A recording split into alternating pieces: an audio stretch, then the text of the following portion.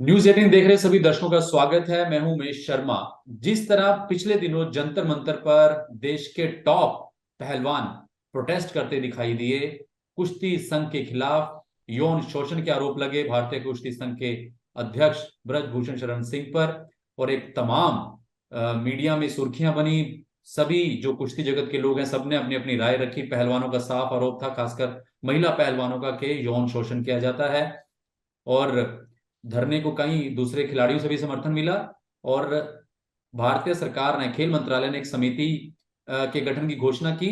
इन तमाम मसलों के बीच आज हम बातचीत करेंगे एक उस खिलाड़ी से जो भारत की पहली महिला भारत केसरी रही, जिनका परिवार का योगदान भारतीय कुश्ती में इसलिए काफी अहम है कि इस परिवार ने लड़कियों को कुश्ती में आने के लिए प्रेरित किया। हमारे साथ अमेरिका से सोनिका कालीरमन जुड़ चुकी हैं, जो भारतीय खिलाड़ी रही हैं, एशियन चैंपियनशिप में गोल्ड मेडल जीत चुकी हैं। और इनके पिता मास्टर चंदगी राम, जो किसी परिचय के मोहताज नहीं है, बहुत बड़ा एक नाम था भारतीय कुश्ती जगत में, ओलंपिक खेल चुके हैं, एशियन गोल्ड मेडलिस्ट रहे हैं, अर्जुन अवार्डी रहे हैं। और मास्टर चंदगी राम ने ही सोनिका कालीरमन, दीपिका कालीरमन के जरिए लड़कियों को कुश्ती में सबसे पहले उन्होंने अपनी बेटियों को उतारा था कि और लड़कियां कुश्ती में आए। सोनिका जी, बहुत बहुत स्वागत है आपका न्यूज 18 पर। Thank you so much, Umesh, for having me here. जी, जिस तरह से आपने भी देखा होगा, बेशक आप अमेरिका में हैं लेकिन कुश्ती से जुड़ी रही हैं, तमाम जंतर मंतर पर जो देखा कि भारतीय खिलाड़ी प्रोटेस्ट करते रहे, यौन शोषण के आरोप लगे। मेरा सीधा सा सवाल सोनिका जी यही आता है, जब आप कुश्ती में आई, एक महिला लड़की, लड़की होने के नाते आपके परिवार क्योंकि कुश्ती से जुड़ा था, और बड़ा एक हिस्टोरिकल परिवार है आपका। आप, मुझे इसलिए याद आता है कि जब मंढेर प्रधान थे आपका भी ऐसा ही एक इशू सामने हुआ था, उनके साथ अनबन हुई थी। सबसे पहला सवाल कि जो प्रोटेस्ट है इसे किस तरह से देखती हैं, और अभी जो हालात है उस पर क्या कहना चाहेंगी? देखिए, प्रोटेस्ट कुछ इतने वाइड लेवल पर हुआ है तो ज़रूर there must be something happen. कुछ ना कुछ ज़रूर हुआ है वहाँ पे। कुछ अनईज़ ज़रूर कुछ बच्चे हो सकते हैं। बट जब वुमेन रेसलिंग स्टार्ट हुई थी, यस, यू मेंशन करेक्ट, मंडेर साहब हुआ करते थे उस टाइम पे। जीएस मंडेर जी प्रेसिडेंट थे, वुमेन रेसलिंग होल डब्ल्यूएफआई के प्रेसिडेंट थे। हम लोगों का very first international tour Poland में लगा था। एंड वहाँ पे बिकॉज़ मेरे को कभी एक्सपोज़र नहीं था, सोशली इन्वॉल्व हम लड़कियाँ कभी थे नहीं। तो जो मेल कोचेज़ हमारे साथ गए थे, they were keep targeting some specific girls, and उनका बोलने का तरीका जो था बहुत ही लो क्लास था। ये तो मैंने ये 2009-10 की बात है। चीज़ I'm talking about 1998, 1999, 1999, ओके। 1999 की जी बात जी है। जी जी। हाँ जी। तो तब मैंने ये जब मैं इंडिया आई तो मैंने पापा ने पूछा कि हाउ वाज़ एक्सपीरियंस, कैसा रहा तुम लोगों का? हमारा फीडबैक ले रहे थे। तब मैंने उनको बोला कि फलाना टिकरा कोच इतना बोल रहे हैं और इस तरीके से। सो उन्होंने इस चीज़ को बड़ा सीरियस लिया। एंड उन्होंने ये चीज़ फेडरेशन में लेके आए जब very beginning of the women wrestling कि भई लड़कियाँ किस तरीके से अपनी बात को ज़ाहिर करेंगी अगर मेल कोच ही रहेंगे टीम में।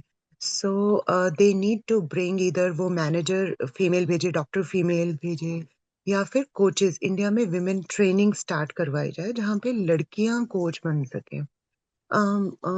मिस्टर डब्ल्यूएफआई के जो प्रेज़िडेंट थे उन्होंने नहीं उस चीज़ को बहुत सीरियसली कंसिडर किया। बट उसके बाद जो सेकंड डब्ल्यूएफआई प्रेज़िडेंट बने, मिस्टर एमएस मलिक बने थे, उन्होंने उस चीज़ को बड़े सीरियस लिया। और उस दिन के बाद से एनआईएस जो स्पोर्ट्स इंस्टीट्यूशन है इंडिया का, जी उन्होंने फर्स्ट विमेन कोच लेकर आए, जिनका नाम उषा शर्मा था। जो अगर हम बात करें यहाँ पे एक फेवरिज्म की, या फिर हम बात करें कि भई जाट प्रधान है या कुछ भी, हमारे देश की पहली विमेन जो कोच थी वो शर्मा थे। एंड एक तो ये यही चीज़ फॉल्स हो जाती है कि भई हम स्पोर्ट्स के अंदर सबको इक्वली जी रिप्रेजेंट करने का मौका नहीं मिलता। सो जी there are so many things I want to bring in this discussion. So वो हमारे देश की पहली महिला कोच बनी एंड ये सिचुएशन तो शुरू से ही है। और अभी मैंने आपको मेंशन किया 1999 में ये सारी तो चीजें स्टार्ट हो गई सोनिका थी। जी 1999 में आप फॉरेन टूर आपका पहला था। आप एक यंग जब टैलेंट जाता है, आपके आपका कहना है कि आपके साथ भी जी अभद्र भाषा बरती गई, जी और क्योंकि फेडरेशन को जब आपने देखिए बताया तो कुछ नहीं हुआ, आप ये कहना चाहेंगे? जी, पिताजी ने उस चीज़ को बड़े सीरियस नोट पे लिया था और काफ़ी उनका झगड़ा हुआ था।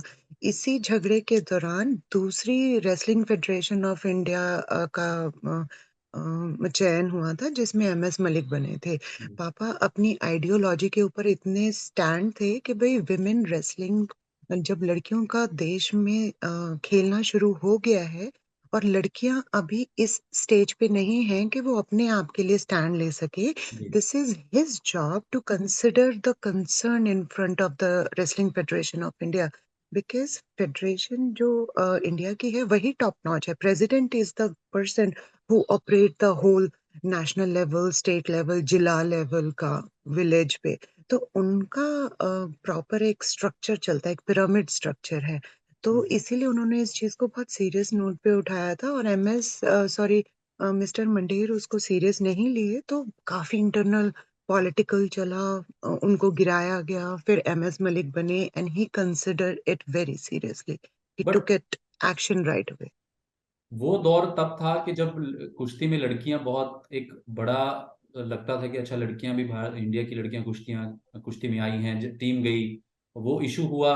जी। उसके बाद से अब अगर अगर अब बात करें तो अब तो बाकायदा एक सेक्सुअल हरासमेंट कमेटी बनाई जाती है जिसमें साक्षी मलिक अब उस कमेटी की मेंबर हैं, और फेडरेशन के प्रधान ये कह रहे हैं कि अगर ये हुआ है तो सामने आके बताया जाए। हम्म। तो क्या लगता है कि अगर सामने कोई आ गया तो प्लेयर का करियर खराब हो जाएगा, या इस वजह से सामने नहीं आते? तो फिर अगर इस तरह की बात है तो अब तो 2023 में हम लोग रह रहे हैं, जमाना बदल गया है, कोर्ट है, बहुत सा अवेयरनेस भी है सभी में। देखिए मैं तो एक ही चीज़ बिलीव करती हूँ। दिल्ली में निर्भया कांड हुआ था, उससे गलत काम तो कहीं पे नहीं अभी तक सुनने में आया। इतना भयानक अ अ एक इंसिडेंट हुआ था, पूरे देश को झकझोर के रख दिया था। एंड ये जो स्पोर्ट्स के हियर एंड देयर जो इंसिडेंट्स ये लोग लेके आए हैं, फर्स्ट ऑफ ऑल अपफ्रंट आइए। ये चीज़ कहना कि हम दे देंगे, मीडिया में दे देंगे। मीडिया एक कनेक्शन है, एक मीडिएशन बन सकता है, लेकिन मीडिया से आपको जुडिकली आपको एक प्रॉपर सैटिस्फैक्शन, एक रिजल्ट आउटकम नहीं आ सकता। उसका एक प्रॉपर चैनल है। पुलिस में जाना होता है, रिपोर्ट्स होती हैं, उसके ऊपर धाराएँ लगती हैं, फिर उसके बाद वो जुडिशरी में जाता है, फिर आप फाइट करते हो फैक्ट्स के ऊपर। काफ़ी इट्स अ होल प्रोसेस। इसमें ये नहीं है कि भई हम लोग I know it's a social काफ़ी आज के दिन ओपन है, सब लोग बात करते हैं, डिस्कशन है। लोगों की अंडरस्टैंडिंग, एजुकेशन लेवल चेंज हो गया है। People are vocal now these days and which is pretty admirable when the thing comes on the term of the कि भई हमको न्याय चाहिए। न्याय तो सिर्फ़ आपको न्यायालय ही दिलवा सकता है, तो जुडिशरी सोनिका जी, सिस्टम मैं का सीधा अपना सवाल एक। अगर पूछूं, अगर यौन शोषण के आरोप हैं तो क्या आपका मानना है as a female, as a player भी, एज ए इंसान भी, कि उन लड़कियों को सामने आके आना चाहिए कि हाँ ये हमारे साथ गलत हो? देखिए, मैं इस चीज़ को 50-50 मानती हूँ। देखिए बहुत तरीके की प्लॉटिंग मैंने देखा है स्पोर्ट्स के अंदर। जब तक मैं थी जो मैंने विजुअलाइज़ किया है, हैरेसमेंट सिर्फ़ फ़िज़िकल हैरेसमेंट अकेला नहीं होता। हैरेसमेंट में मेंटल होता है, फाइनेंशियल होता है, किसी को जॉब नहीं लेने देंगे। अगर मान लो बहुत अच्छा कैंडिडेट है तो उसको जॉब तक जाने ही नहीं देंगे। जी अगर बहुत अच्छे नेशनल लेवल का स्पोर्ट्स पर्सन है, उसको कैंप्स नहीं प्रोवाइड कराएँगे। कैंप्स प्रोवाइड करवा दी तो उसको वहाँ पर हरियाणा के कोच अलग हो जाते हैं, यूपी के कोच अलग हो जाते हैं, साउथ इंडिया और नॉर्थ इंडिया हो जाता है वहाँ पे। तो वो एक इंटरनल अलग से पॉलिटिक्स चल जाती है and sexual harassment comes right in the end. जब सारे तरीके का लेवल का बच्चे को सप्रेस करते रहेंगे, देन उसको मॉलेस्ट करते हैं physically. This is what I think. नहीं, मेरा बिल्कुल सीधा लेकिन सवाल है अगर कि क्या बच्चे सामने हैं, आना चाहिए? क्योंकि अगर इस तरह के आरोप है तो। अम, देखिए, जो होना था, अगर इस तरीके के विक्टिम वो हो चुके हैं, जो होना था वो तो हो चुका है। अब लड़ाई सिर्फ न्याय के लिए है। और अगर इतने बड़े बैकग्राउंड के ऊपर वो लोग बात कर रहे हैं कि भाई हमारे पास सभी चीज है, देन कम अप फ्रंट। लोगों को बी अ रोल मॉडल, चोर बन के मत रहो। फिर तो जब लठ उठा ही लिया, वो कहते हैं ना एक हरियाणा में, जब मुसड़ में सर दे ही दिया तो ओखड़ से क्या डरना। फिर तो हम्म, डंडे पड़ेंगे, चारों तरफ से हम्म। पड़ेंगे। Then come upfront, be a motivational personality के भाई आपके साथ अगर ऐसा हुआ है तो किसी और के साथ ना हो जाए। Be an example for the society. लड़कियों के लिए स्टैंड कीजिए, अपब्रिंग जो आपकी जनरेशन आ रही है उसके लिए स्टैंड कीजिए। This is what I meant to. इसमें झिझकना क्या है? आज के दिन अगर गलत उन लोगों ने आपके साथ किया है, अगर आपकी कोई फॉल्ट नहीं है और आप इस चीज को प्रोसेस कर रहे हैं, देन कम अप फ्रंट, लड़ो इस चीज के लिए। फिर पीछे क्या हटना है? सोनिका जी, हमारे एक देश में देवी की पूजा होती है, बहुत हाई लेवल की विमेन्स की अपनी खुद की रिस्पेक्ट है। Then come up front and fight for it. मारो पकड़ पकड़ के नलायकों को। एक चीज इसमें यह भी है कि अ, खिलाड़ियों का ये कहना सेक्सुअल हैरेसमेंट के अलावा नेशनल में नहीं जाएंगे, ओलंपिक में ही सीधा जाना है, वो भी इशू एक सामने आया है। और क्या आपको लगता है, क्योंकि फेडरेशन के लोगों का ये भी कहना है, खिलाड़ियों का कहना है कि ठीक है जी, हम एक ओलंपिक लेवल के खिलाड़ी हैं, हमें उस तरीके से ट्रीट ना किया जाए, हम नेशनल में नहीं जाएंगे, सीधा ओलंपिक की तैयारी करेंगे। तो मैं इसके फेवर में हूँ। देखिए, मेरा ये मानना है, क्योंकि जब एक लेवल पर आप एक सर्टेन एज मैटर करती है। देखिए, आप एक साल में तो ओलंपियन बनने जाते। It need a pretty disciplined life, जिसके अंदर एक प्रॉपर फॉर्मेट ऑफ ट्रेनिंग होता है, सब चीज़ है, एक प्रॉपर बेस बनता है। ठीक है, नेशनल इज समथिंग कि आप देश के हो। और मुझे ऐसा लगता है कि ऐसे पॉइंट के ऊपर उनको फेडरेशन को ये समझना चाहिए, देश की जितनी भी मलाई है जिन्होंने ऑलरेडी इंटरनेशनल एक्सपीरियंस कर लिया है, उनको सीधा आने दीजिए। Give a better opportunity and platform on the national level. आप और नए बच्चों को निकाल के लेकर आओ, ग्रास रूट पे काम करो and let them try. Trial fair होनी चाहिए। जो भी बेस्ट होगा कंट्री के अंदर वो लड़े। चाहे ओलंपियन बेस्ट है या फिर जो नया बच्चा है वो बेस्ट है। इसमें हेजिटेशन क्या है? इवन नए बच्चों को मौका मिलेगा, नई जनरेशन को ज्यादा मौका मिलेगा कैंप्स में जाने का। कोचेस से नए उभरते हुए स्टार सामने आएंगे। तो अगर ये कंसर्न है तो मुझे ऐसा लगता है ये तो कोई कंसर्न ही नहीं है, ये तो म्यूचुअल अंडरस्टैंडिंग की बात है। WFI का ऑफ कोर्स आप लोग सीधा कैंप्स में आओ, बट ट्रायल फेयर होएगी, जो भी बेस्ट होगा कंट्री का वो देश को रिप्रेजेंट करेगा। Simple is that. इस पूरी वो चर्चा नया भी में हो और सकता है, पुराना ओलंपियन भी हो सकता है। एक बात ये भी आई थी कि जब से स्पॉन्सरशिप जो मिलती है प्लेयर्स को, प्राइवेट कंपनियां आगे आई हैं, चाहे वो कोई भी हो, फेडरेशन के लोगों को नहीं पता चलता था कि हमारे प्लेयर कहाँ जा रहे हैं ट्रेनिंग के लिए। जबकि ये भी कहा जाता है कि अच्छी बात है, कुश्ती में भी ऐड आनी चाहिए, पैसा आना चाहिए, ताकि उनको भी पैसा मिले। ये आपको क्या लगता है कि इसका क्या ये भी एक वजह है इस विवाद में कहीं ना कहीं? देखिए, पहली बात है, दो हम यहाँ पे दो डिफरेंट टॉपिक्स बात कर रहे हैं। एक तो जो भी स्पॉन्सरशिप है, it's a private association, right? ये कहीं ना कहीं खिलाड़ियों को मोटिवेशन देगी, उनको कहीं ना कहीं एक अलग प्लेटफॉर्म दे रही है, which is very very important. अगर किसी को अपनी मेहनत का पेड ऑफ नहीं होता उसके कैलिबर के अकॉर्डिंग, तो कहीं ना कहीं मोटिवेशन खत्म हो जाता है। एंड किसी भी तरीके की अगर हम गवर्नमेंट एसोसिएशन की बात करें, उनका एक लिमिट बजट होता है। तो आप इंटरनेशनल इवेंट करवा रहे हो या तो अपने देश में आप कंट्री के बच्चों को भेज रहे हो, तो आप उस बजट को यूज कर रहे हो। तो उसके एल्स मुझे नहीं लगता रेसलिंग फेडरेशन ऑफ इंडिया कोई अनदर प्लेटफॉर्म उनको प्रोवाइड करवाती है। सो ये चीज तो कंट्रोल ही नहीं होनी चाहिए। बच्चों का लोग पसंद करते हैं, उनको रोल मॉडल बनाते हैं, चाहे वो मीडिया के थ्रू बना रहे हैं, चाहे कोई भी रीजन हो सकता है। जब बच्चे मेडल लेकर आते हैं तो उनको एप्रिसिएशन खुद के देशवासी देते हैं, और देशवासी ही एक प्राइवेट ऑर्गेनाइजेशन को रन करने का एक बहुत बड़ा मैं फैक्टर मानती हूँ। तो उसमें रेसलिंग फेडरेशन ऑफ इंडिया या किसी भी फेडरेशन को इंटरवीन नहीं करना चाहिए। That is 2 different bodies and that both have a different interest.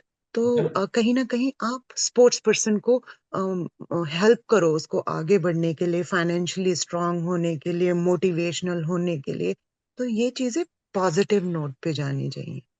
आपको भी मैसेजेस आए होंगे हरियाणा के कई प्लेयर्स के, और ये भी एक बात चली कि ये हरियाणा की कुश्ती को, ये आरोप लगाया गया कि हरियाणा की कुश्ती को खत्म किया जा रहा है क्योंकि हरियाणा डोमिनेट करता है, हरियाणा के पहलवान ज्यादा मेडल जीतते हैं।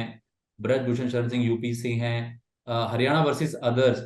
क्या इसको कैसे आप देखती हैं? देखिए, ये तो मैं नहीं मानूँगी इस चीज़ को कि हरियाणा की रेसलिंग को टारगेट किया जा रहा है। मैं एक चीज़ मानूँगी, अगर भूषण जी यूपी को रिप्रेज़ेंट करते हैं तो उनको यूपी को उठा लेना चाहिए था अब तक।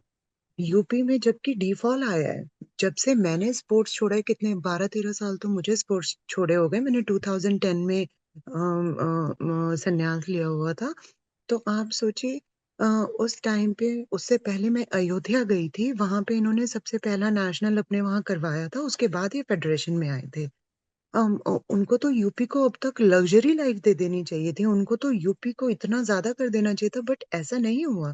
एक प्रॉपर फॉर्मेट होता है जो उन्होंने, मुझे जहाँ तक लगता है कि he did a best job under his umbrella, जहाँ तक अ, ओलंपिक्स में मेडल आए हैं, रिकॉग्निशन मिली है।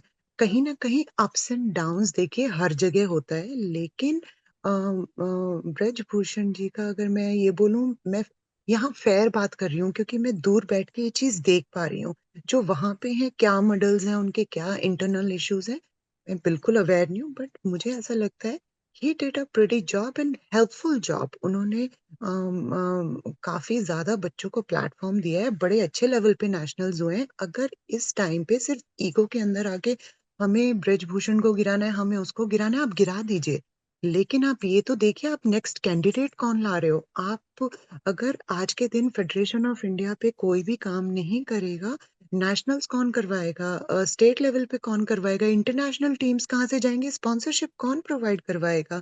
ये बहुत मेंटल गेम चल रहा है अभी, इनको समझना पड़ेगा कि एनर्जी कहाँ पे मर्ज होनी चाहिए। आप स्टेप भी लें, बंदे को गिराओ भी अगर वो 100% जॉब नहीं कर रहा, लेकिन दूसरा बंदा वहाँ खड़ा भी होना चाहिए उस जगह को। ऐसे मत छोड़ दो कि भई क्या हो रहा है, किसी को जी। नहीं पता। कल ही ट्वीट किया है इन लोगों ने, स्टार्स ने, कि भई हम लोग सैटिस्फाइड नहीं है, जो भी अथॉरिटी इन्होंने जो भी कमिटी बनाई है, हमसे बिना पूछे बना ली व्हाट्सोएवर। तो बहुत ज़्यादा डिस्ट्रैक्शन चल रहा है, इनको समझ नहीं आ रहा कि ये लोग अप्रोच क्या कर रहे हैं, लोग इंटरवीन क्या कर रहे हैं। तो ये ना काफ़ी डिस्ट्रैक्टिव होता जा रहा है जैसे-जैसे दिन ऐड हो रहे हैं। जी, सुनिए, फ़ोकस दो खत्म हो रहा है। दो सवाल जल्दी से लूंगा। 2010 में आपने संन्यास लिया और मुझे याद है 2010 में कॉमनवेल्थ गेम्स हुए थे। उस समय भी एक विवाद जुड़ा था। वो आपको लगता है कि आखिर ऐसा क्यों इस फेडरेशन के साथ ही इतना लंबा, एग्जैक्ट वो हुआ क्या था आपके साथ? देखिए 2010 में मुझे था कि मैं नेशनल गेम सॉरी अपने नेशनल के बेसिस के ऊपर मैं कैंप के अंदर ट्रेनिंग कर रही थी। तो किसी रीज़न से मेरा और मंडेर साहब दोबारा से री-इलेक्ट होके आए थे। तो मैंने उनको नोटिफ़ाई किया कि भई so and so reason trials इस तरीके से नहीं हो रहे एंड ये वो। तो उन्होंने मेरे को सीधा चैलेंज कर दिया ऑफ़िस के अंदर कि सोनिका, तेरे से जो होता है तू कर ले। मैं तुझे कॉमनवेल्थ गेम्स खेलने नहीं दूँगा। आई वाज़ लाइक, यार इतनी बड़ा इतना मैच्योर इंसान और वो इतनी ईज़िली चुटकी बजा के आपको चैलेंज कर रहा है, और and he meant it because he was the top body of the federation. मैं ट्रायल्स के लिए लड़ती रही, कोर्ट में भी चले गए। मैं ही नहीं, मेरे साथ और भी लड़कियाँ थी। शुमैल खान इंडिया की पहली 46 किलोग्राम की मुस्लिम लड़की थी, जो इंडिया को रिप्रेज़ेंट करती रही थी, उसको नहीं खेलने दिया। जस्ट हमारी लड़ाई थी कि फेयर ट्रायल्स होंगी, ये सारी चीज़। बट मंडेर साहब ने, who is the supreme authority, उसने कह दिया मैं नहीं करने दूँगा तो नहीं करने दूँगा, एंड ही मेंट इट। उन्होंने, मैंने सब तरीके निकलाए, उन्होंने हर तरीके से अपना पॉलिटिकली कनेक्शन लगा के मेरे को नहीं खेलने दिया। You know what happened, India में 2010 में कॉमनवेल्थ हमारे देश के अंदर हुए 72 किलोग्राम्स जो मैं रिप्रेजेंट करती थी। अम, मेरे बाद गुरशरण कौर पंजाब से आती थी, वो डॉप में डिस्क्वालीफाई हो गई, मुझे इन्होंने खेलने नहीं दिया। तीसरी चौथे लेवल की लड़की खेली है जिसने इंडिया को रिप्रेजेंट किया है और मेडल नहीं आया। कॉमनवेल्थ गेम्स में 2010 में सभी वेट कैटेगरी को मेडल्स आए थे एक्सेप्ट 72 किलोग्राम्स को, just because that body wanted not to let me play the best player play and represent the country। तो ये जो ईगो का गेम है, जो इमेच्योरिटी का गेम है, वो देश के लिए जिस झंडे के लिए हम लड़ रहे होते हैं उसके लिए खराब हो जाता है, वो यही यही रिप्रेजेंटेशन खराब हो यही जाती है। इन प्लेयर्स का यही आरोप है कि फेडरेशन तानाशाही है। वो अपनी चलाते हैं, ब्रजभूषण शरण सिंह और उनके तमाम जो लोग हैं वो प्लेयर्स की नहीं सुनते, और बड़ा एक दबंगई उनका स्टाइल है। यही एलिगेशन जंतर मंतर पर भी लगाए गए इन खिलाड़ियों द्वारा। तो यही जो आपके साथ हुआ, इन प्लेयर का कहना है कि हमारे साथ भी हो रहा है। मैं वही कह रही हूँ, मेरे से सीखा क्यों नहीं? मैं तो इनसे बात करने की भी कोशिश कर रही थी सब चीज, लेकिन मैं यही कह रही हूँ जो चीज मेरे से 10-15 साल पहले हुई है, मैं भुक्तभोगी हूँ, मैं निकली हूँ, मुझे ज्यादा पता है। अगर आप किसी चीज के पीछे हो तो एग्जीक्यूशन प्रॉपरली होना चाहिए, इमेच्योरली मत जाइए। अगर आपने कहा है कि ब्रजभूषण को गिराना है, गिराओ, लेकिन आप अपना कोई बंदा तो बिठाओ। कौन है जो आपको रिप्रेजेंट कर रहा है? विनेश फोगाट से पूछा गया कि भाई तुम आओगी क्या? कहते नहीं, मुझे पॉलिटिक्स से कुछ लेना देना नहीं है, आप हमारी बातें मानो और हम पीछे हो जाएंगे। क्यों हो जाओगे पीछे? जब आप लोगों को इतने सीरियस इश्यूज हैं तो आप लोगों में से कोई आगे क्यों नहीं आ रहा? बजरंग पुनिया बोले कि भाई हाँ मैं आ जाता हूँ, क्यों नहीं? योगेश्वर दत्त ऑलरेडी पॉलिटिक्स में, क्यों नहीं उसको अब लेकर आ रहे कि नहीं आप सीनियर हो, आपको नहीं, विनेश ने, एक्सपीरियंस है सोनिका पॉलिटिक्स जी, का, भी विनेश ने आप आओ। विनेश ने तो योगेश्वर दत्त पे बयान दे दिया था कि योगेश्वर दत्त फेडरेशन की गोद में जाके बैठ गए हैं। तो योगेश्वर ने भी पलटवार किया था। आपस में खिलाड़ियों का भी एक दूसरे पर इस तरह से भरोसा। Right, that is the thing I am bringing, कि भाई उन लोगों को पता नहीं है कि वो मर्ज नहीं हो रहे। प्रॉब्लम ये है कि डिस्ट्रैक्शन है, इतनी डिस्ट्रैक्शन है, उनको अपना मोटिव नहीं समझ आ रहा कि वो एग्जैक्टली मांग क्या रहे हैं, उनकी डिमांड्स क्या है। देखिए, एक तो सिंपल सी बात है, थिन लाइन है रिस्पेक्ट की और जोक्स में। तो आपका सीनियर सीनियर है, पीरियड। उसने जब तक स्पोर्ट्स किया उसने देश के लिए मेडल लेकर आया, और उसने छोड़ दिया तो बाइज्जत उसने अपना छोड़ दिया। उसको गलत तरीके की स्टेटमेंट देना अपने ही ऊपर गलत चीज है। तो मुझे ऐसा लगता है सीनियर्स को फर्स्ट डी वैल्यू मत करो, सबको वैल्यू दो, सबको आदर सत्कार बहुत जरूरी है। एंड उसके बाद एक मीटिंग प्रॉपर फॉर्मेट बनाओ कि भाई हमें ये बंदा चूज करना है जो हमारी फेडरेशन को रन करे। ब्रिजभूषण नालायक है, निकम्मा है, उसको गिराना है, लेकिन एक अच्छा कैंडिडेट भी लाना है जो आप लोगों की प्रॉब्लम समझे, जो इंटेलिजेंस के साथ इस बॉडी को रन करे। That's what I am saying. एक लास्ट सवाल सोनिका जी, जिस तरह से, क्योंकि सबसे गंभीर मसला इसमें, देखिए बाकी मसले ठीक है, कैंप का इशू है, लेकिन जो सबसे गंभीर मसला फिर से है, जो बेटियों से जुड़ा है, सभी से जुड़ा है, समाज से जुड़ा है, यौन शोषण का। वो काफी गंभीर एलिगेशन है और सभी ने कहा कि अगर ऐसा हुआ है तो उसकी जांच होनी चाहिए, न्याय मिलना चाहिए। अब उसको लेके खिलाड़ी, जिन, क्योंकि विनेश ने कहा कि अगर हम नाम ले देंगे तो उन खिलाड़ियों पर असर पड़ेगा, समाज कैसे देखेगा। लेकिन बात वहीं की वहीं खड़ी है, सवाल वहीं खड़ा है, क्या होना चाहिए? क्या कोर्ट जाना चाहिए उन खिलाड़ियों को फिर से कहीं ना कहीं आपस में, जिस तरह आपने कहा कि नहीं, अगर लड़ाई लड़नी है तो आगे आना चाहिए? भाई देखिए, सिंपल सी बात है, जब आप लड़ाई कर रहे हैं, जब आपका मोटिव ही एक है कि राक्षस को मार के गिराना है, तो उसमें देवी को चाहे चंडी का रूप लेना पड़े, चाहे लक्ष्मी का लो, चाहे सरस्वती का लो, कोई रूप लो, उसको मार के गिराना है। अगर किसी ने ऐसा नीच गंदा काम किया है, बच्चों को परेशान किया है, और स्पेशली उन लोगों को जो बिल्कुल सादे घरों से आते हैं, जिनको कुछ भी नहीं, जो अपने आप को रिप्रेजेंट नहीं कर सकते, सोचो किसी और की जबान ले रहे हैं, कोई हम्म। और उनको रिप्रेजेंट कर रहा है, वो पीछे खड़े हैं। ऐसे लोगों को अगर कोई इतना मोलेस्ट कर रहा है, इतना परेशान कर रहा है, तो भाई वो राक्षस है, उसको गिराना पड़ेगा।